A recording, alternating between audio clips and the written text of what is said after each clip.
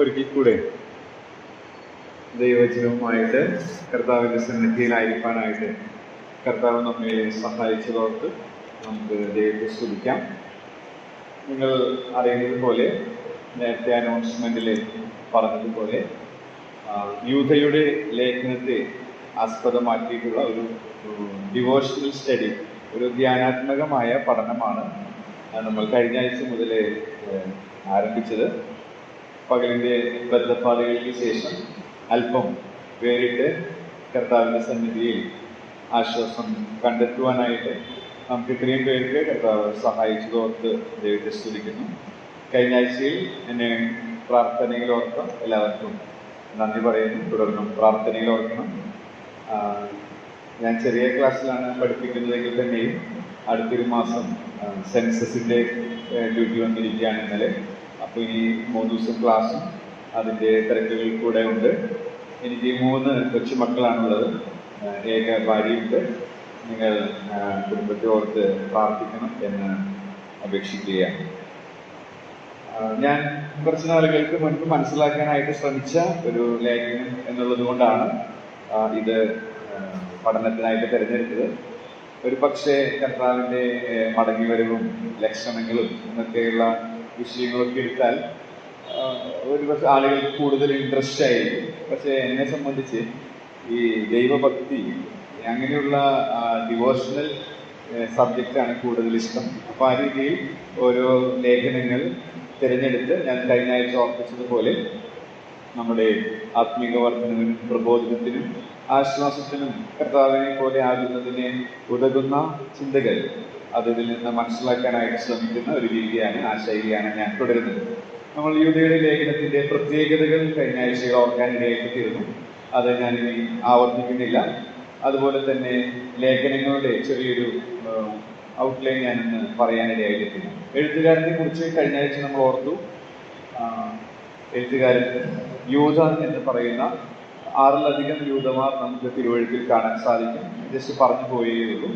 മാത്രമല്ല എഴുത്തുകാരൻ്റെ ചില പ്രത്യേകതകൾ, അതിൽ നിന്ന് നമുക്ക് പഠിക്കാനുള്ള ചില പാഠങ്ങളിൽ 2-3 പറഞ്ഞിട്ടാണ് ഞാൻ അന്ന് കഴിഞ്ഞ ആഴ്ച അവസാനിപ്പിച്ചത്.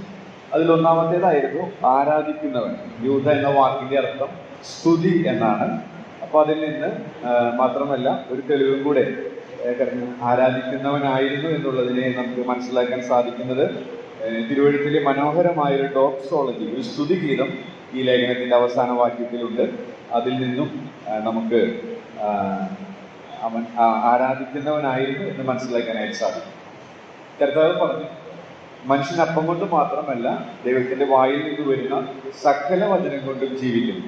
അപ്പോൾ ആരാധിക്കുന്നവൻ എന്നുള്ള സത്യം കേൾക്കുമ്പോൾ അത്ര പ്രാധാന്യം ഒരു പക്ഷേ അതിപരിചയം കൊണ്ട് നമുക്കുണ്ടാവുകയില്ല എന്ന് ഞാൻ വിശ്വസിക്കുകയാണ്. കാരണം നമ്മൾ പാരമ്പര്യമായിട്ട് ഇതിലിങ്ങനെ വർഷങ്ങളായിട്ട് ഇങ്ങനെ പോകുന്നത് കൊണ്ട് അതിപരിചയം അവജ്ഞ ഉളവാക്കുമെന്ന് ഷേക്സ്പിയർ ആണ് തോന്നുന്നു എഴുതിയിട്ടുള്ളത്. അപ്പോൾ അത് ഒരു സത്യം തന്നെയാണ് നമ്മുടെ അനുഭവം. പക്ഷേ കർത്താവിൻ്റെ ആ വാക്കുകൾ എന്നെ ത്രസിപ്പിക്കുന്നതാണ്. മനുഷ്യൻ അപ്പം കൊണ്ട് മാത്രമല്ല ദൈവത്തിൻ്റെ വായിൽ സകല വചനം കൊണ്ടും ജീവിക്കുന്നു. അങ്ങനെയാണ് ഈ ആരാധിക്കുന്നവൻ എന്നുള്ളതിൻ്റെ പ്രാധാന്യം അബ്രഹാമിൻ്റെ ജീവിതത്തിൽ നിന്നും ദാവീദിൻ്റെ ജീവിതത്തിൽ നിന്നും ഒരു ഭയനിർദ്ദേശം എന്നുള്ളവണ്ണം യെഹെസ്കേൽ പ്രവചനത്തിൽ നിന്നും കഴിഞ്ഞ ആഴ്ച നിങ്ങളുടെ പരമാർത്ഥ മനസ്സ് ഓർപ്പിച്ച് ഉണർത്താനായിട്ട് ഞാൻ ശ്രമിച്ചു. നിങ്ങളത് ഓർക്കുന്നുണ്ട് എന്ന് ഞാൻ വിചാരിക്കുകയാണ്. കർത്താവ് അനുവദിക്കുകയാണെങ്കിൽ ഈ പഠനത്തിൻ്റെ അവസാനം ഇതൊരു ചെറിയൊരു ബുക്ക്ലെറ്റ് പോലെ ഞാൻ എഴുതിയിട്ടുണ്ട്. അത് വന്നവർക്ക് അവസാനം തരാവുന്നതാണ്. ഓക്കെ. കഴിഞ്ഞ ആഴ്ചയിൽ ഞാൻ എൻ്റെ പ്രഭാത ധ്യാനത്തിൽ ഈ ആരാധിക്കുന്നവൻ എന്നുള്ള ഭാഗത്ത് അത് നമ്മുടെ മനസ്സിലുണ്ടാവുമല്ലോ. പക്ഷെ നമ്മൾ ഡെയിലി അനുദിനം വചനം ധ്യാനിക്കുമ്പോൾ എബ്രായ ലേഖനം 9-ാം അധ്യായത്തിലെ ഒരു പ്രയോഗം, അതും ഒരു പൊതുവായി പ്രയോജനപ്പെടുമെന്നുള്ളത് കൊണ്ട് ആ ചിന്ത കൂടെ പറഞ്ഞ് നമുക്ക് മുന്നോട്ട് പോകാമെന്ന് വിചാരിക്കുന്നു. 9-ാം അധ്യായത്തിൽ അതിൻ്റെ 14-ാം വാക്യം നമുക്ക് അറിവുള്ളതാണ്. കർത്തൃമേശ യോഗങ്ങളിൽ നമ്മൾ അത് വായിക്കാറുണ്ട്. 9:14 എബ്രായ ലേഖനം 9:14 നിത്യാത്മാവിനാൽ ദൈവത്തിന് തന്നെ താൻ നിഷ്കളങ്കനായി അർപ്പിച്ച ക്രിസ്തുവിൻ്റെ രക്തം ജീവനുള്ള ദൈവത്തെ ആരാധിക്കുവാൻ നിങ്ങളുടെ മനസാക്ഷിയെ നിർജീവ പ്രവൃത്തികളെ പോക്കി എത്ര അധികം ശുദ്ധീകരിക്കും. അപ്പോ നമ്മുടെ ആരാധന കർത്താവിന്റെ രക്തത്താൽ നാം ശുദ്ധീകരിക്കപ്പെട്ടവരാണ്. അപ്പോ ആ ദൈവം പ്രസാദിക്കുന്ന ആരാധന സാധ്യമാകണമെങ്കിൽ ഒരു കാര്യം അവിടെ വെളിപ്പെടുത്തിയിട്ടുണ്ട്: നിർമ്മല മനസാക്ഷി ഉള്ളവരാകണം. നിർമ്മല മനസാക്ഷി. അപ്പോ അതെന്നെ ചിന്തിപ്പിച്ചു. നമ്മുടെ ആരാധന ഓരോ ദിവസവും അല്ല, ഞായറാഴ്ചകളിലൊക്കെ വന്ന് നമ്മൾ കർത്താവിനെ മഹത്വപ്പെടുത്തുന്നത് ദൈവത്തിന് പ്രസാദകരമാകണമെങ്കിൽ നിർമ്മല മനസാക്ഷിയുടെ ഉടമകളായിട്ട് നമ്മൾ തീരണം. നിർമ്മല മനസാക്ഷി എന്ന് പറയുന്നത് ആരോടും ഒരു തരത്തിലുള്ള കയ്പും നമ്മിലുണ്ടാവരുത്. ആരോടെങ്കിലും ക്ഷമിക്കാത്ത മനോഭാവം നമ്മിലുണ്ടാവരുത്. അങ്ങനെ ക്ഷമിക്കാത്ത മനോഭാവം, കയ്പ്, അല്ലെങ്കിൽ പക, അല്ലെങ്കിൽ ഞാൻ പൗലോസിന്റെ ഭാഷ എനിക്ക് എപ്പോഴും ഇഷ്ടമുള്ളതാണ്, ജഡത്തിനും മനോവികാരങ്ങൾക്കും ഇഷ്ടമുള്ളത് ചെയ്തുകൊണ്ട് ജീവിക്കുമ്പോൾ നമുക്കൊരിക്കലും ഒരു നിർമ്മല മനസാക്ഷി ഉണ്ടാവില്ല. ഈ നിർമ്മല മനസാക്ഷി എന്ന് പറയുമ്പോൾ എല്ലാ വശവും നമ്മൾ ചിന്തിക്കണമല്ലോ. 100% പെർഫെക്റ്റ് ആയിട്ടുള്ള ഒരു അവസ്ഥ എന്നുള്ളതല്ല. ആത്മീകമായി സ്ഥാനീയമായി അങ്ങനെയാണെങ്കിലും പ്രായോഗികമായി അങ്ങനെയല്ല എന്നുള്ളത് ഇവിടെ ഇരിക്കുന്ന എല്ലാവർക്കും അറിയാം. നിങ്ങളെല്ലാവരും പഠിക്കുന്നവരാണ്. എന്നെ പഠിപ്പിച്ചവരും ഇവിടെ ഇരിക്കുന്നു. അപ്പോ അവരോട് ഇതൊന്നും പ്രത്യേകിച്ച് എടുത്തും പറയേണ്ടതായിട്ടില്ല. പക്ഷെ എന്താണ് പിന്നെ ഇവിടെ നിർമ്മല മനസാക്ഷിയോടെ ആരാധിക്കണമെന്ന് പറയുന്നത് അർത്ഥമാക്കുന്നത്? നമുക്കറിയാം, നാം പാടിയ പാട്ടുകളിലൊക്കെ അത് മുളച്ചു നിന്നു. ദിനം തോറുമുള്ള ശുദ്ധീകരണം, ദൈവം മുമ്പാകെ എപ്പോഴും സത്യസന്ധമായിരിക്കുന്ന അവസ്ഥ, ദിനം തോറും കഴുകൽ പ്രാപിച്ചുകൊണ്ട് നമുക്ക് വെളിച്ചമുള്ള, നമുക്ക് ബോധ്യമുള്ള എല്ലാ തെറ്റുകളിൽ നിന്നും നിരപ്പ് പ്രാപിച്ചുകൊണ്ട് ജീവിക്കുന്നവർ. അപ്പൊ നമുക്ക് സുഖമായിട്ട് കിടന്നുറങ്ങാൻ സാധിക്കും. മാത്രമല്ല വളരെ സന്തോഷമായിട്ട് മുന്നോട്ട് പോകാനായിട്ട് സാധിക്കും. അപ്പോൾ ഈ ആരാധിക്കുന്നവൻ എന്നുള്ളതിൽ നിന്ന് ആ ഒരു പാഠം കൂടെ കഴിഞ്ഞ ആഴ്ചയിലെ എൻ്റെ മനസ്സിലേക്ക് വന്നു.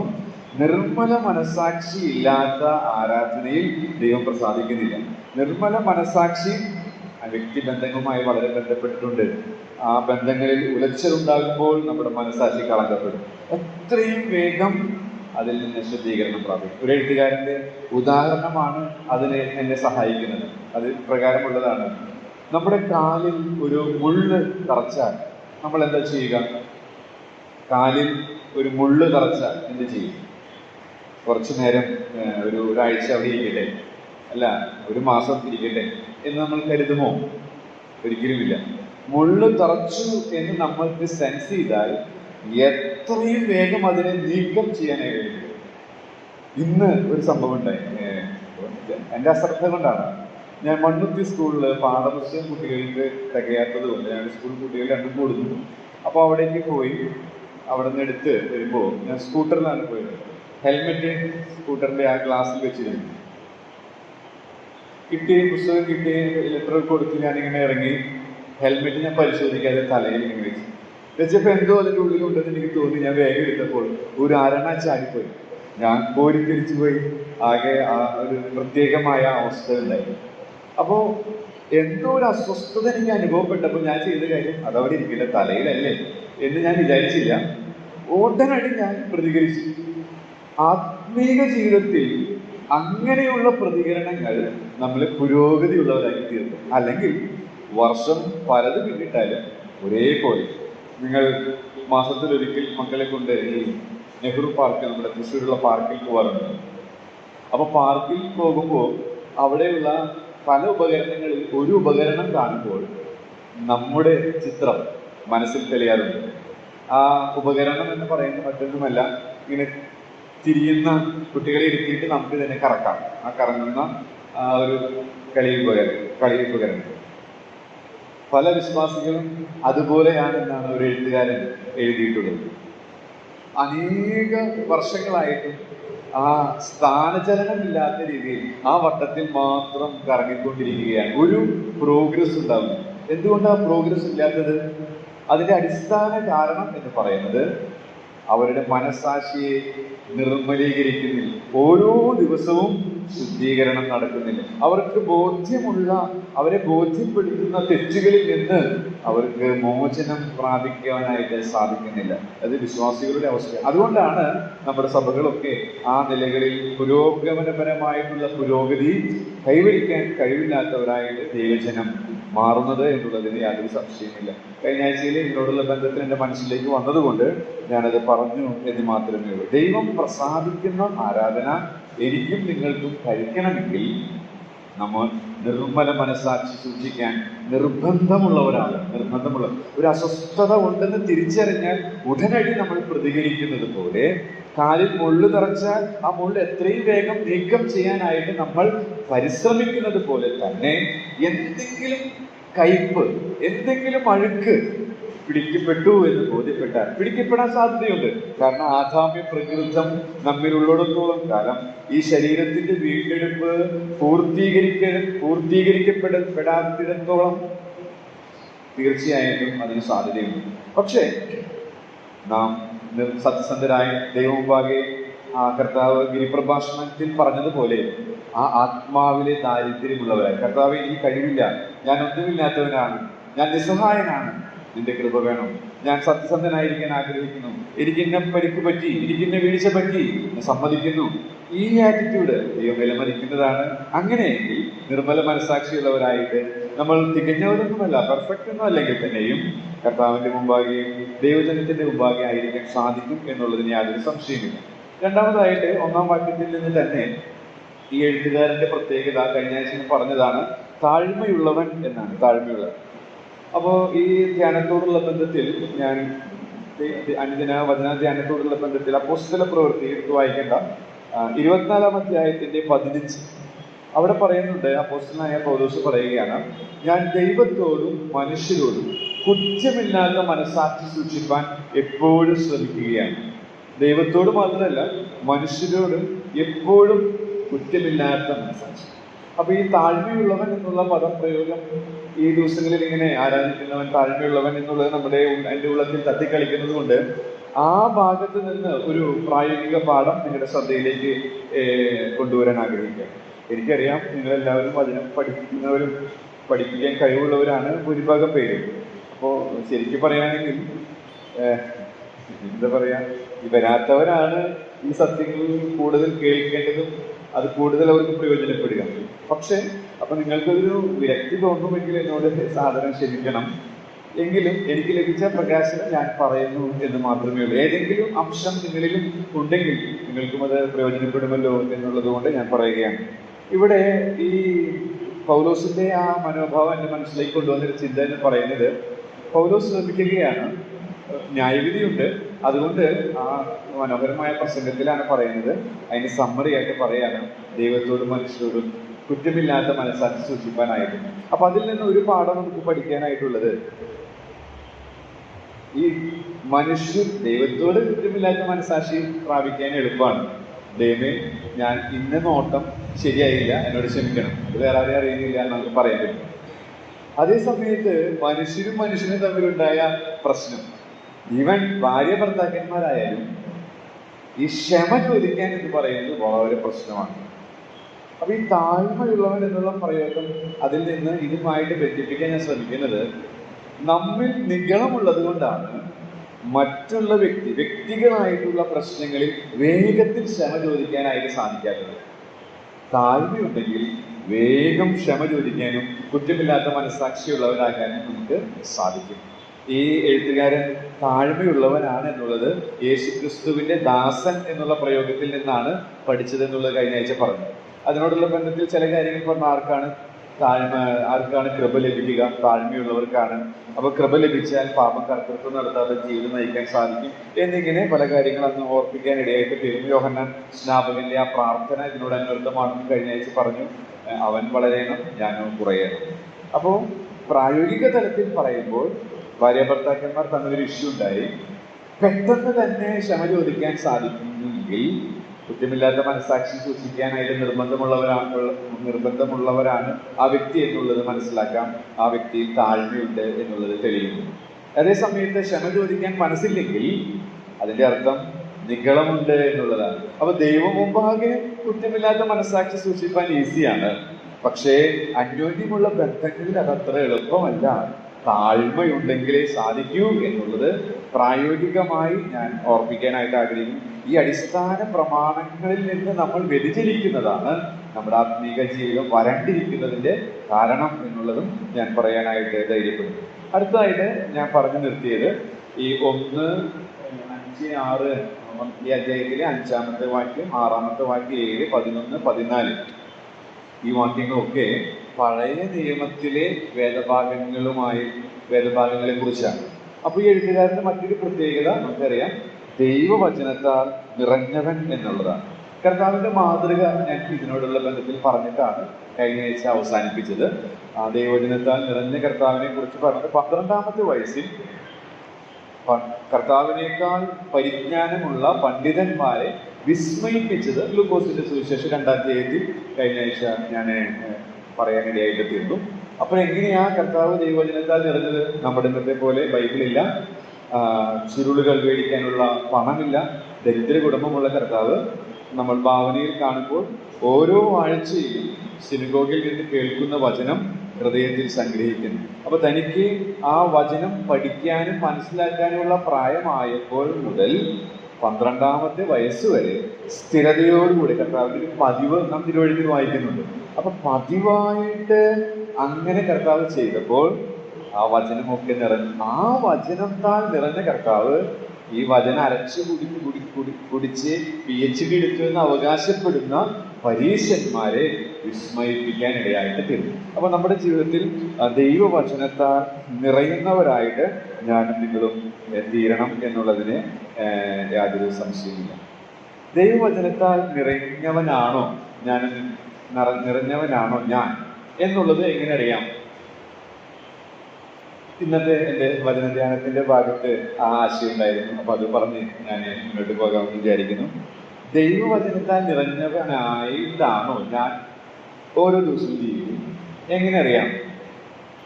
നമുക്കറിയാം, ലളിതമായ രീതിയിൽ പറഞ്ഞാൽ ദൈവം ചിന്തിക്കുന്നത് പോലെ ചിന്തിക്കാൻ നമുക്ക് സാധിക്കുന്നുവെങ്കിൽ നാം നേരിടുന്ന ഓരോ വിഷയത്തിൽ, ഇപ്പോൾ അന്യോന്യമുള്ള സഭാ വിഷയമാവാം, കുടുംബത്തിലുള്ള വിഷയമാവാം, തൊഴിലിടങ്ങളിലെ വിഷയമാകാം, റോഡിൽ വാഹനം ഓടിച്ചു പോകുമ്പോൾ ഉണ്ടാകുന്ന വിഷയമാകാം. അപ്പോൾ അങ്ങനെയുള്ള കാര്യങ്ങളിൽ നമുക്ക് കർത്താവ് എങ്ങനെ ചിന്തിക്കുന്നു? ഒരു മനോഹരമായൊരു പുസ്തകമാണ്, നിങ്ങൾ വായിച്ചിട്ടുണ്ടാവും വിചാരിക്കുന്നു. ജോർജ് ജോസഫ് ബ്രദർ മലയാളത്തിലേക്കും തർജ്ജമ ചെയ്തിട്ടുണ്ട്. W.W. Jerry, what would Jesus do? യേശു ആയിരുന്നെങ്കിൽ എന്ത് ചെയ്യുമായിരുന്നു എന്ന് ചിന്തിക്കുക. ഓരോ സാഹചര്യത്തിലും നല്ലൊരു പുസ്തകമാണത്. യേശു ആയിരുന്നെങ്കിൽ എന്ത് ചെയ്യുമായിരുന്നു എന്നുള്ളത് ഞാൻ എഴുത്തുകാരുടെ പേര് ഓർക്കുന്നില്ല, പക്ഷെ മലയാളത്തിൽ ഇപ്പോൾ അത് അവൈലബിൾ ആണ്. അപ്പോൾ ദൈവവചനത്താൽ നിറഞ്ഞ ജീവിതമാണ് നയിക്കുന്നത് എന്നുള്ളത് അറിയണമെങ്കിൽ നമ്മുടെ ഡേ ടു ഡേ ലൈഫിലെ സിറ്റുവേഷൻസിൽ നമ്മുടെ പ്രതികരണം ചിന്തിച്ചാൽ മതി. നമ്മൾ ദൈവം ചിന്തിക്കുന്നത് പോലെ ചിന്തിക്കാൻ സാധിച്ചാൽ തീർച്ചയായിട്ടും ദൈവവചനത്താൽ നിറഞ്ഞവനാണ്. ഇത് പറയാൻ കാരണം ഇത്രയേ ഉള്ളൂ, ദൈവം ചിന്തിക്കുന്നത് എങ്ങനെയെന്ന് വെളിപ്പെടുത്തിയ ഏക പുസ്തകം തിരുവെഴുത്താണ്.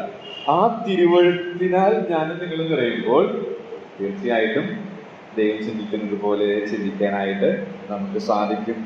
പലപ്പോഴും ഈ ദൈവവചനത്തെ നമ്മൾ ഗൗരവമായിട്ട് എടുക്കാത്തതാണ്. ഒരു ശിശു സഹജ മനോഭാവത്തോടു കൂടെ ഉൾക്കൊള്ളുവാൻ, അംഗീകരിക്കാൻ കഴിയാത്തതാണ് നമ്മുടെ ജീവിതം അരോചകത്വം നിറഞ്ഞതായിരിക്കാനുള്ള കാരണം എന്ന് പറയുന്നത്. തേനീച്ചകളെ കുറിച്ച് ഞാൻ കേട്ടിട്ടുള്ളത് എങ്ങനെയാണ്? തേനീച്ചകളെ കുറിച്ച് അവർ തേൻ പുഷ്പങ്ങളിൽ നിന്ന് ശേഖരിക്കാനായിട്ട് ഓരോ പുഷ്പത്തിലേക്കും ചെല്ലും. അപ്പോൾ ആ പുഷ്പത്തിൽ, ആ പൂവിൽ തേനില്ലെങ്കിൽ അടുത്തതിലേക്ക് ചെല്ലും. അങ്ങനെ ഒരു ദിവസം 40 കിലോമീറ്ററോളം ഈ തേനീച്ചകൾ തേൻ ശേഖരിക്കാനായിട്ട് പോകാറുണ്ട്. നമുക്കറിയാം, നമ്മുടെ കയ്യിലിരിക്കുന്നത് തേനിലും തേൻകട്ടയിലും മാധുര്യമേറിയ വചനമാണ്. ഇത് നുകരാനായിട്ട് നാം 40 അല്ല 4 അല്ല എന്തുമാത്രം എഫേർട്ട് എടുക്കുന്നുണ്ട് എന്നുള്ളത് ഒന്ന് ചിന്തിക്കുന്നത് ഉചിതമാണ് എന്നുള്ളത് ഞാൻ ഇപ്പോൾ പറയാൻ ആഗ്രഹിക്കുന്നു. അപ്പോൾ ദൈവം ചിന്തിക്കുന്നത് പോലെ ചിന്തിക്കാൻ സാധിക്കണമെങ്കിൽ ദൈവത്തിന്റെ ചിന്ത ഇന്ന വിഷയം, ഓരോ വിഷയത്തോടുള്ള ബന്ധത്തിൽ എന്താണെന്ന് വ്യക്തമായി വെളിപ്പെടുത്തിയ ഗ്രന്ഥം നമുക്ക് തന്നിരിക്കുകയാണ്. അതിൽ ദൈവം ചിന്തിക്കുന്ന ചിന്ത നമുക്ക് മനസ്സിലാക്കാൻ സാധിക്കും. ദൈവം വെറുക്കുന്നത് എന്താണെന്ന് നമുക്ക് മനസ്സിലാക്കാൻ സാധിക്കും. അതുപോലെ തന്നെ ദൈവം സ്നേഹിക്കുന്നത് എന്താണെന്ന് നമുക്കും മനസ്സിലാക്കാം. അങ്ങനെയെങ്കിൽ തീർച്ചയായിട്ടും നമുക്ക് ദൈവവചനത്താൽ നിറഞ്ഞവനാണ് ഞാൻ എന്നുള്ളത് മനസ്സിലാക്കാനായിട്ട് സാധിക്കും. ഇത്രയും കാര്യങ്ങൾ അതിനോടുള്ള ബന്ധത്തിൽ പറയുക. അടുത്തതായിട്ട് ഈ ഒന്നാമത്തെ വാക്യം തന്നെ നിരീക്ഷിക്കുമ്പോൾ ഈ എഴുത്തുകാരൻ്റെ മറ്റൊരു പ്രത്യേകത നമുക്ക് കാണാനായിട്ട് സാധിക്കും. ആദ്യത്തെ പദം തന്നെ ആദ്യത്തെ 2 പദങ്ങളാണ് അത് എനിക്ക് പ്രകാശിപ്പിച്ച് നൽകിയത്.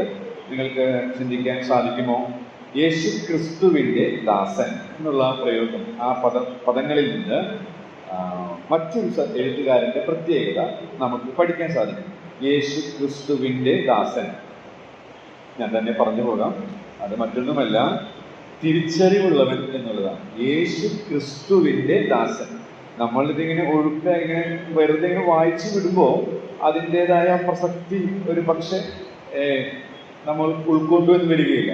പക്ഷെ നമ്മൾ ശ്രദ്ധിച്ച് തിരുവെഴുത്ത് വായിക്കുമ്പോൾ ഒരു ദിവസം ഒരു 19 ചാപ്റ്റേഴ്സ് നമ്മൾ വായിക്കുന്നതിനേക്കാൾ കുറച്ച് പോർഷനെ നമ്മൾ സെലക്ട് ചെയ്തുള്ളെങ്കിലും അത് നമുക്ക് വ്യക്തമായി മനസ്സിലാക്കുന്ന രീതിയിൽ നാം ശ്രദ്ധിച്ച് വചനം വായിച്ചാൽ തീർച്ചയായും നമുക്കും ദൈവാത്മാവിന്റെ പ്രകാശം ലഭിക്കുമെന്നുള്ളതിന് യാതൊരു സംശയമില്ല.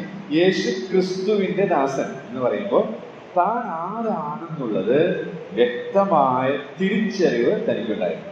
അപ്പോൾ നമ്മുടെ ജീവിതത്തിൽ നാം ആരാണെന്നുള്ളത് തിരിച്ചറിയേണ്ടത് ആവശ്യമാണ്. പ്രത്യേകിച്ച് സഭയിൽ നമ്മളെ ആക്കിയിരിക്കും ഒരു ശരീരത്തിന്റെ, ക്രിസ്തു എന്ന ശരീരത്തിന്റെ അവയവമാണ്. അപ്പോൾ അതിൽ നമ്മുടെ ഡ്യൂട്ടി എന്താണെന്നുള്ള തിരിച്ചറിവ്, അതാണ് ഒരു പ്രായോഗിക പാഠമായിട്ട് അവിടെ പറയാനായിട്ട് ഞാൻ ശ്രമിക്കുന്നത്. അതിനെ കർത്താവ് നമുക്ക് നൽകിയിരിക്കുന്ന കൃപാവരങ്ങൾ അറിഞ്ഞ് അത് ജ്വലിപ്പിക്കേണ്ടത് ആവശ്യമാണ്. ഈ യുവതിയെ സംബന്ധിച്ച് തൻ്റെ സഭയിലുള്ള പൊസിഷൻ എന്താണ്, തൻ്റെ കൃപ എന്താണ്, താൻ ആരാണ്, താൻ ആരെയാണ് ശുശ്രൂഷിക്കുന്നത് എന്നുള്ളത് വ്യക്തമായ തിരിച്ചറിവുള്ളവനായിരുന്നു ഈ യൂദ എന്ന് പറയും. നമ്മുടെ ജീവിതത്തിലും ആ തിരിച്ചറിവ് നമുക്ക് ഉണ്ടായിരിക്കേണ്ടത് ആവശ്യമാണ്.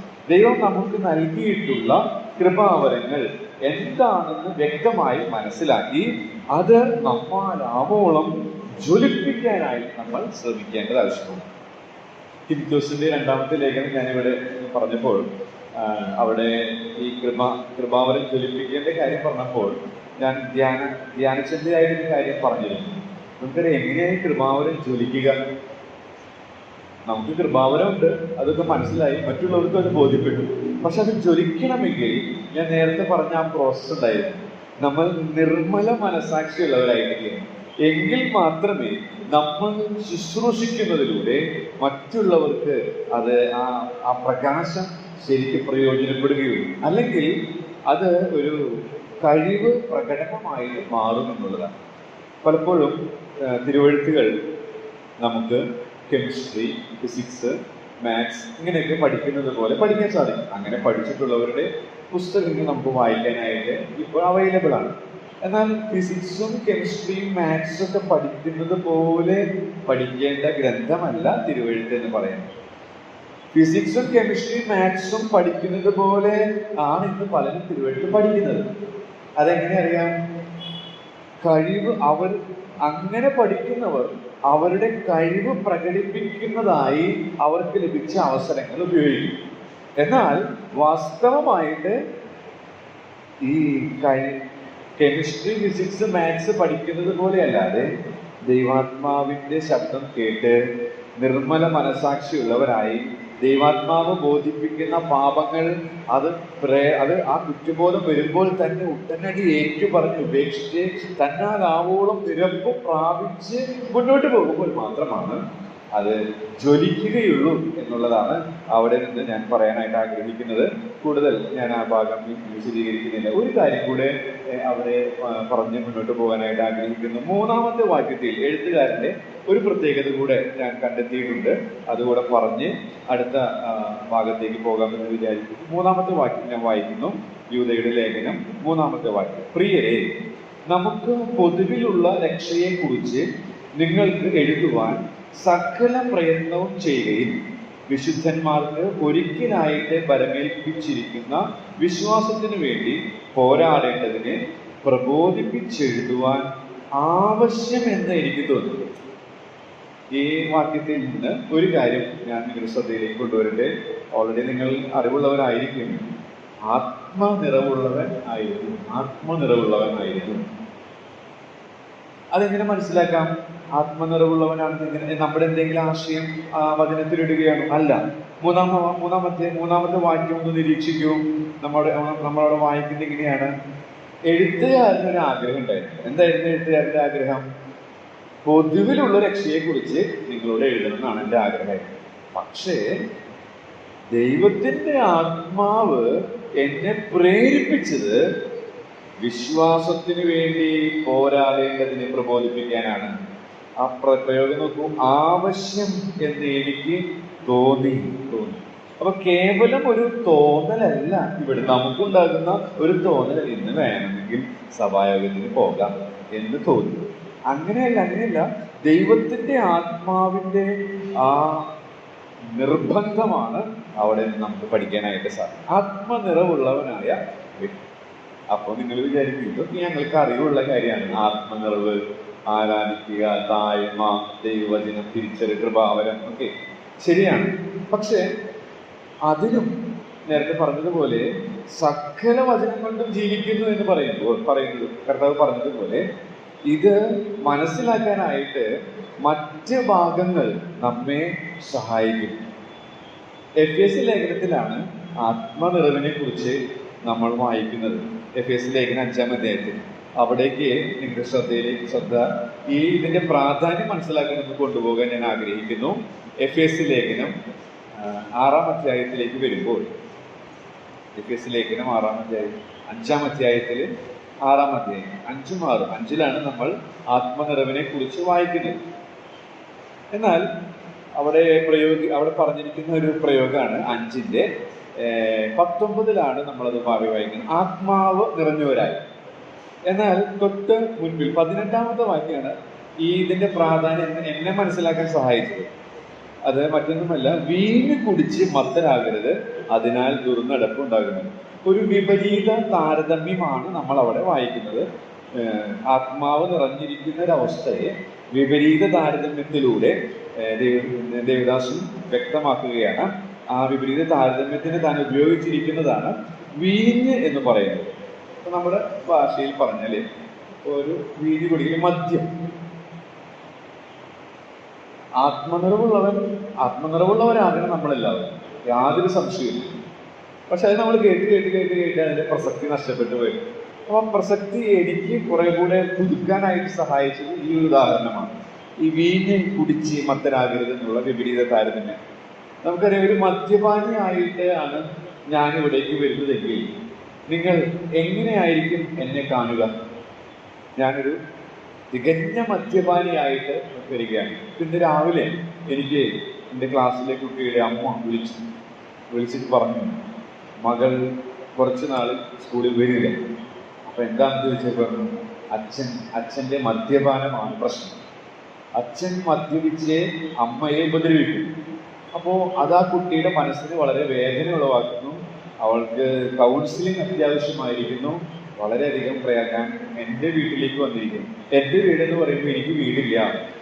എൻ്റെ മാതാവ് വാടകയ്ക്ക് താമസിക്കുന്ന അവിടേക്ക് വന്നിരിക്കുകയാണ്. എത്ര കാലം ഇങ്ങനെ മുന്നോട്ട് പോകാമെന്ന് അറിയില്ല, ഒന്ന് ഇടപെടാമോ എന്നാണ് പറഞ്ഞത്. രാവിലെ തന്നെ ഞാനത് അധികാരികളെ അറിയിക്കാനായിട്ട് പറ്റിയില്ല, എന്ന് കുറച്ച് തിരക്കുള്ളതുകൊണ്ട്. പക്ഷേ ഈവനിങ് ഞാൻ ഇദ്ദേഹത്തെ വിളിച്ചു, അച്ഛനെ വിളിച്ച് സംസാരിച്ചു. ബുധനാഴ്ച അദ്ദേഹം ഫ്രീ ആവും, അപ്പം അദ്ദേഹത്തെ പോയി കാണാം എന്ന് പറഞ്ഞു. അദ്ദേഹത്തിൻ്റെ വീട്ടിലേക്ക് പോയി ഈ കാര്യങ്ങളൊന്നും സംസാരിക്കാം എന്ന് പറഞ്ഞിരിക്കുകയാണ്. അപ്പോൾ ആ മദ്യപാനം ആ കുടുംബത്തെ തകർക്കുകയാണ്. ഇങ്ങനെ ഒരുപാട് കാര്യങ്ങൾ കുടുംബങ്ങളെ നമുക്കറിയാൻ സാധിക്കും. അങ്ങനെ മദ്യപിച്ച് വരുന്ന ഒരു വ്യക്തി വരുമ്പോൾ നമ്മൾക്ക് എങ്ങനെയാണ് നമ്മൾ അവരെ കാണുക? വളരെ റെസ്പെക്റ്റ് നമുക്ക് അവരോടുണ്ടാകുമോ? ഒരിക്കലുമില്ല.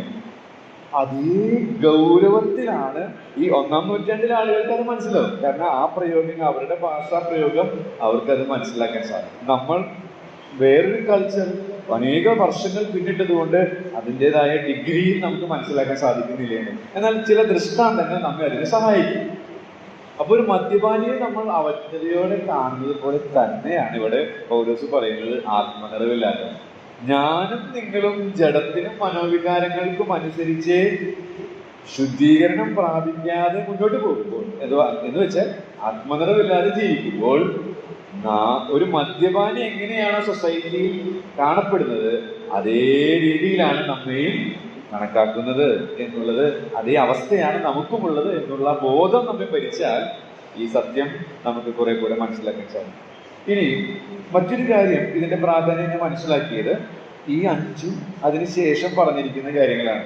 ഈ ആത്മനിറവ് പറഞ്ഞിട്ട് അടുത്ത ടോപ്പിക് എന്ന് പറയുന്നത് ഭാര്യമാരും ഭർത്താക്കന്മാരുമാണ്. അപ്പൊ കുടുംബ ജീവിതം സുദൃഢമാകുവാൻ ഈ ആത്മനിറവ് ആവശ്യമാണ്. തുടർന്ന് നമുക്കറിയാം മക്കളെ കുറിച്ച്, മക്കളും മാതാപിതാക്കളും 6-ാം അധ്യായത്തിലേക്ക് വരുന്നു. അതുപോലെ തന്നെ തൊഴിലിടങ്ങളിൽ ദാസന്മാരും യജമാനന്മാരും മാത്രമല്ല ഒരു പടയാളി എന്നുള്ള നിലയിൽ സർവായുധ വർഗത്തെ കുറിച്ച് നാം വായിക്കും. അപ്പോൾ ഒരു നല്ല ഭാര്യയാകാൻ, ഒരു നല്ല ഭർത്താവാകാൻ കൗൺസിലിംഗ് ഒന്നും ആവശ്യമില്ല. കൗൺസിലിംഗ് ആവശ്യമുള്ളവർ അത് ചെയ്യേണ്ടതാണ്. പക്ഷേ ദൈവത്തിന്റെ വചനം നമ്മൾ അനുസരിച്ചാൽ തീരാവുന്നതേ ഉള്ളൂ. ശരിയായ രീതിയിൽ ആത്മാവിന്റെ പ്രേരണകൾക്ക് കീഴ്പ്പെട്ട് ഞാൻ നിങ്ങൾ തിരിച്ചാൽ നമുക്ക് നല്ലൊരു ഭർത്താവാകാൻ, നല്ലൊരു ഭാര്യയാകാൻ, നല്ല മക്കളാകാൻ, മക്കളെ നല്ല പോലെ വളർത്താൻ, നല്ലൊരു തൊഴിലാളി, നല്ലൊരു ഉദ്യോഗസ്ഥനാകാൻ, നല്ലൊരു പോരാളിയാകാൻ നമുക്ക് സാധിക്കും. അപ്പൊ ഈ മേഖലകളിലൊക്കെ ആവശ്യമായിട്ടുള്ളതാണ് ആത്മനിറവ്. അതാണ് ഇവിടെ പൗലോസ് പറയുന്നത്. ഈ വിഷയം പ്രാധാന്യമുള്ളതാണ്. നമ്മുടെ വിഷയം അതൊന്നും അല്ലല്ലോ, യൂദയുടെ ലേഖനമാണല്ലോ നമ്മൾ പഠിക്കാനായിട്ട് മനസ്സിലാക്കാനായിട്ട് ശ്രമിക്കുന്നത്. എഴുത്തുകാരൻ യൂദയാണ്. യൂദയുടെ ചില പ്രത്യേകതകൾ ഈ വേദഭാഗത്തിൽ നിന്നുള്ള സൂചനകളുടെ അടിസ്ഥാനത്തിൽ നിങ്ങളുടെ ശ്രദ്ധയിലേക്ക് അറിവുള്ളതാണെങ്കിൽ ഒന്ന് കൊണ്ടുവന്നതേ ഉള്ളൂ. അടുത്ത എഴുത്തിന്റെ പ്രത്യേകതകളാണ്, അത് ഞാൻ വേഗത്തിൽ പറഞ്ഞു പോവുകയാണ്. ചെറുതെങ്കിലും ശക്തവും കൊടുങ്കാറ്റിന് തുല്യമായി ആഞ്ഞടിക്കുന്ന ലേഖനം എന്നാണ് ഒരു എഴുത്തുകാരൻ രേഖപ്പെടുത്തിയിരിക്കുന്നത്. അത് മനസ്സിലാക്കാനായിട്ട് നമ്മൾ നേരത്തെ വായിച്ച 3-ാമത്തെ വാക്യത്തിലുണ്ട്, വിശ്വാസത്തിന് വേണ്ടി പോരാടേണ്ടതിന്. അപ്പോൾ ശക്തമായി കൊടുങ്കാറ്റിന് തുല്യമായി ആഞ്ഞടിക്കുന്ന പ്രയോഗങ്ങൾ നമുക്കിവിടെ കാണാനായിട്ട് സാധിക്കും. മറ്റൊരു പ്രത്യേകത ഈ എഴുത്തിലുള്ളത്, നമ്മളതിൻ്റെ 11-ാമത്തെ വാക്യം വായിക്കുമ്പോൾ കയ്യിന്റെ വഴി, ബിലയാമിന്റെ വഞ്ചന, കോരഹിന്റെ മത്സരം, നാം ഒരുപാട് സന്ദേശങ്ങൾ അതിനെക്കുറിച്ച് കേട്ടിട്ടുണ്ടായിരുന്നു. വ്യക്തിപരമായ 3 ന്യായവിധി 11-ാമത്തെ വാക്യത്തിൽ നമ്മൾ വായിക്കുന്നു. അതുപോലെ തന്നെ 7, 8, 9, 6, 5 മുതൽ നാം താഴോട്ട് 9 വരെ വായിക്കുമ്പോൾ, 8 വരെ വായിക്കുമ്പോൾ അവിടെ സമൂഹമായിട്ടുള്ള 3 ന്യായവിധിയെ കുറിച്ച് 5, 6, 7 വാക്യങ്ങൾ, ഇസ്രായേൽ, സോദോം ഗോമോറ, അതുപോലെ ദൂതന്മാരെ കുറിച്ച്, അങ്ങനെ കളക്റ്റീവായിട്ടുള്ള ന്യായവിധിയും വ്യക്തിപരമായിട്ടുള്ള ന്യായവിധിയും രേഖപ്പെടുത്തിയിരിക്കുന്ന ലേഖനമായിട്ട് തിരിക്കാൻ സാധിക്കും. മറ്റൊരു പ്രത്യേകത ഈ ലേഖനത്തിൽ കാണാൻ സാധിക്കുന്നത്, തിരുവഴുത്തിലെങ്ങും സൂചിപ്പിച്ചിട്ടില്ലാത്ത 2 സംഭവങ്ങൾ അത് യഹൂദ പാരമ്പര്യത്തിൽ നിന്നാണ് തോന്നുന്നു സൂചിപ്പിച്ചിട്ടുണ്ട്. ഒന്ന് മീഖായേലും സാത്താനും തമ്മിൽ മോശയുടെ ശരീരത്തെ കുറിച്ച് ഉണ്ടായ തർക്കം, ഹാനോക്കിന്റെ പ്രവചനം. അടുത്തത് അലങ്കാര പ്രയോഗങ്ങളാൽ നിറഞ്ഞിരിക്കുന്ന ഒരു ലേഖനമാണ്. അലങ്കാര പ്രയോഗങ്ങൾ ഞാനെടുത്ത് വായിക്കുന്നില്ല, നിങ്ങൾ ഒരു പക്ഷേ വായിച്ചു വന്നിട്ടുണ്ടാകുമെന്ന് വിചാരിക്കുന്നു. അലങ്കാര പ്രയോഗങ്ങൾ ഏതൊക്കെയാണെന്നുള്ളത് ഞാനൊന്ന് സൂചിപ്പിക്കാം. അവർ നിങ്ങൾ കാണുന്നത് പോലെ മേഘങ്ങൾ, കാറ്റ്, മരങ്ങൾ, തിരമാലകൾ, നക്ഷത്രങ്ങൾ. അപ്പോൾ എന്തിനായി അലങ്കാരം? നമ്മൾ ചെറിയ ക്ലാസ്സിൽ പഠിച്ചിട്ടുണ്ട്, ആശയം കൂടുതൽ വ്യക്തമാക്കാൻ. ആശയം കൂടുതൽ വ്യക്തമാക്കാനാണ് ഭാഷയിൽ അലങ്കാരങ്ങൾ ഉപയോഗിക്കുന്നത്. പിന്നെ കവികളൊക്കെ അവരുടെ എഴുത്തിന് സൗന്ദര്യം കൂട്ടാനായിട്ട്, പിന്നെ ആശയങ്ങൾ ശക്തമായിട്ട് പ്രകടിപ്പിക്കാനായിട്ട്, ശ്രദ്ധ പിടിച്ചു പറ്റാനായിട്ട്. ഇപ്പൊ ഞാനിവിടെ തിരുവട്ടാർ കൃഷ്ണൻകുട്ടി സാറിനെ പോലെ പ്രാസൊക്കെ ഒപ്പിച്ചിട്ട് പറയുമ്പോൾ നിങ്ങൾക്ക് നിങ്ങളുടെ ശ്രദ്ധ പിടിച്ചു പറ്റാൻ സാധിക്കും അല്ലേ? ഇപ്പോൾ ഡോക്ടർ വർഗീസ് ജോൺസൺ സാറിനെ പോലെ ആള് ഫുൾ ഓഫ് ഇലിസ്ട്രേഷനാണ്. പഞ്ച് ഉദാഹരണങ്ങളാൽ നിറഞ്ഞ ക്ലാസ്സുകളാണ് അദ്ദേഹത്തിന്. അപ്പോൾ അങ്ങനെയൊക്കെ പറയുമ്പോൾ നിങ്ങളുടെ ശ്രദ്ധ പിടിച്ചു പറ്റാനായിട്ട് സാധിക്കും. അപ്പോൾ അതിനാണ് ഈ അലങ്കാരം. ഈ യൂത നല്ലൊരു എഴുത്തുകാരനാണ്. നല്ല അലങ്കാര പ്രയോഗങ്ങൾ താൻ ഇതിൽ ഉപയോഗിച്ചിട്ടുണ്ട് എന്നുള്ളതിന് യാതൊരു സംശയവുമില്ല. അടുത്തത് മറ്റൊരു പ്രത്യേകത, മറ്റു ലേഖനങ്ങളിൽ കാണാത്തതാണ് ഞാൻ പ്രധാനമായിട്ട് ഇതിൽ നോട്ട് ചെയ്തിട്ടുള്ളത്. ത്രയങ്ങൾ നിറഞ്ഞിരിക്കുന്ന ലേഖനം. ഇതും പഠിച്ചിട്ടുള്ളവർക്ക് അറിവുള്ള കാര്യങ്ങളാണ്. അതുകൊണ്ട് ഞാനത് കൂടുതൽ വിശദീകരിക്കാൻ ശ്രമിക്കുന്നില്ല. ത്രയങ്ങൾ എന്ന് വെച്ചാൽ നമുക്കറിയാം, പിതാവ്, പുത്രൻ, പരിശുദ്ധാത്മ, അതൊരു ത്രയമാണ്. ഇപ്പോൾ ഭൂതകാലം, ഭാവികാലം, വർത്തമാനകാലം നമ്മൾ പറയും, പ്രസന്റ് ടെൻസ്, പാസ്റ്റ് ടെൻസ്, ത്രയങ്ങൾ. ഇതുപോലെയുള്ള ത്രയങ്ങൾ നമുക്ക് കാണാൻ സാധിക്കും. ഒരെണ്ണം നമ്മുടെ 1-ാം വാക്യത്തിൽ തന്നെയുണ്ട്. ഒന്ന് ഓടിച്ചു നോക്കാം. 1-ാം വാക്യത്തിലുള്ളത്, പിതാവായ ദൈവത്തിൽ സ്നേഹിക്കപ്പെട്ടു, യേശുക്രിസ്തുവിനായി വിളിക്കപ്പെട്ടു, പിതാവായ ദൈവത്താൽ സ്നേഹിക്കപ്പെട്ടു, സൂക്ഷിക്കപ്പെട്ടു, വിളിക്കപ്പെട്ടു. ഇങ്ങനെയുള്ള ത്രയങ്ങൾ ഈ പറയുന്ന വാക്യങ്ങളിലൂടെ 1-ലുണ്ട്, 1-2-ലുണ്ട്, 1-4, 1-5 മുതൽ 7 വരെ, 1-8-ലുണ്ട്, 1-10, 1-11, അതുപോലെ തന്നെ 1-12, അങ്ങനെ 15 സെറ്റ് ഓഫ് ട്രയാഡ്സ് നമുക്ക് കണ്ടെത്താനായിട്ട് സാധിക്കും. അതിൽ അവസാനം പറയുന്നത് ഇങ്ങനെയാണ്: സർവകാലത്തിന് മുമ്പ്, ഇപ്പോൾ, സദാകാലത്തോളം. അങ്ങനെയുള്ള ത്രയങ്ങൾ നിറഞ്ഞിരിക്കുന്ന ലേഖനമാണ് ഇത് എന്നുള്ളതിന് യാതൊരു സംശയമില്ല. ഇതും എഴുത്തിന്റെ പ്രത്യേകതകളായിട്ട് നമുക്ക് മനസ്സിലാക്കാനായിട്ട് സാധിക്കും. ഇനി അടുത്തത്, നമ്മൾ ലേഖനം പഠിക്കുമ്പോൾ ആമുഖത്തിൽ അറിയേണ്ട കാര്യങ്ങളാണ് ഞാനിപ്പോൾ പറഞ്ഞുകൊണ്ടിരിക്കുന്നത്. എഴുതിയതാർക്ക് എന്നുള്ളത് 1-ാമത്തെ വാക്യത്തിൽ തന്നെ സുവ്യക്തമാണ്. പിതാവായ ദൈവത്താൽ സ്നേഹിക്കപ്പെട്ടു, യേശുക്രിസ്തുവിനായി സൂക്ഷിക്കപ്പെട്ടിരിക്കുന്നവരായ വിളിക്കപ്പെട്ടവർക്ക് എഴുതുന്നത്. ശരിക്കും പറഞ്ഞാൽ ദൈവജനത്തിനാണ് ഈ ലേഖനം എഴുതിയിരിക്കുന്നത് എന്നുള്ളതിന് യാതൊരു സംശയമില്ല. എന്തിനെഴുതി എന്ന് വെച്ചാൽ, എന്തിനെഴുതി ഉദ്ദേശിക്കുന്നത്. ഉദ്ദേശം എന്തിനെഴുതി എന്ന് ചോദിച്ചാൽ, 3-ാമത്തെ വാക്യം ഓൾറെഡി വായിച്ചതാണ്, ഇനി അത് പറയേണ്ട ആവശ്യമില്ല എന്ന് തോന്നുന്നു. വിശുദ്ധന്മാർക്ക് വേണ്ടി ഒരിക്കലായി പരമേൽപ്പിച്ചിരിക്കുന്ന വിശ്വാസത്തിന് വേണ്ടി പോരാടണം. അപ്പോൾ വിശ്വാസത്തിന് വേണ്ടി പോരാടുക, അതിനായിട്ടാണ് ഈ ലേഖനം എഴുതിയിരിക്കുന്നത് എന്നുള്ളത് നമുക്ക് മനസ്സിലാക്കാനായിട്ട് സാധിക്കും. ശരിക്കും പറഞ്ഞാൽ തെറ്റായ ഉപദേശങ്ങളിൽ വലഞ്ഞു പോകാതെ ശരിയായ ഉപദേശത്തിനായിട്ട് പോരാടണം. നമുക്കറിയാം, നമ്മുടെ തൃശ്ശൂർ ജില്ലയിൽ തന്നെ ഇതൊക്കെ വലിയ വിഷയമൊക്കെ ആയിട്ടാണ്. തെറ്റായ ഉപദേശങ്ങൾ വരുമ്പോൾ വലഞ്ഞു പോകും. വചനത്തിൽ നിശ്ചയമില്ലാത്ത ആളുകൾ, അത് മുഖാന്തരം ഉണ്ടാകുന്ന പല ബന്ധങ്ങളിലുള്ള ഉലച്ചിലുകൾ, ആ രീതിയിലൊക്കെ ഒരുപാട് സ്ട്രഗിളുകൾ അനുഭവിക്കാൻ സാധ്യതയുണ്ട്. അപ്പൊ അങ്ങനെ തെറ്റായ ഉപദേശങ്ങൾ വരുമ്പോൾ വലഞ്ഞു പോകരുത്. ശരിയായ ഉപദേശത്തിനായിട്ട് സ്ട്രോങ് ആയിട്ട്, ഒത്തുതീർപ്പ് മനോഭാവമില്ലാതെ സ്റ്റേൺ ആയിട്ട് നിൽക്കണം എന്നുള്ളതിന് വേണ്ടിയിട്ടാണ് ഈ ലേഖനം എഴുതിയിരിക്കുന്നത് എന്നുള്ളത് ചുരുക്കത്തിൽ നമുക്ക് മനസ്സിലാക്കാനായിട്ട് സാധിക്കും. എന്നെ എഴുതി എന്ന് ചോദിച്ചാൽ, ഞാൻ പരിശോധിച്ച റഫറൻസ് പുസ്തകങ്ങളുടെ അടിസ്ഥാനത്തിൽ ഒരു നിഗമനത്തിലെത്തിയത് AD 68 എന്നാണ്. പക്ഷെ നിങ്ങൾ റെഫർ ചെയ്യുന്ന പുസ്തകങ്ങളിൽ വ്യത്യാസം കാണാമായിരിക്കെങ്കിലും 1-ാം നൂറ്റാണ്ടിൽ തന്നെ AD 70 മുൻപ് എഴുതി എന്ന് നമുക്ക് മനസ്സിലാക്കാനായിട്ട് സാധിക്കും. എവിടെ വെച്ച് എഴുതി എന്ന് ചോദിച്ചാൽ, യെരുശലേമിൽ എന്നുള്ളത് നമുക്ക് ഈ എഴുത്തുകാരന്റെ കുടുംബ പശ്ചാത്തലമൊക്കെ നമുക്ക് മനസ്സിലാക്കുന്നതിൽ നിന്ന് ഗ്രഹിക്കാവുന്നതാണ്. എഴുത്തിലെ പ്രധാന വാക്യം, അതും ഓൾറെഡി പലതവണ പറഞ്ഞതുകൊണ്ടാണ് വേഗത്തിൽ പോകുന്നത്, 3-ാമത്തെ വാക്യം തന്നെയാണ്. ഞാനത് വീണ്ടും വായിക്കാനായിട്ട് ആഗ്രഹിക്കുന്നില്ല. എഴുത്തിലെ പ്രധാന പ്രമേയം എന്താണെന്ന് ചോദിച്ചാൽ, അതും ഓൾറെഡി നേരത്തെ ഉദ്ദേശത്തിൽ പറഞ്ഞു കഴിഞ്ഞതാണ്. വിശ്വാസത്തിന് വേണ്ടി പോരാടുക എന്നുള്ളതാണ്. പോരാടുക.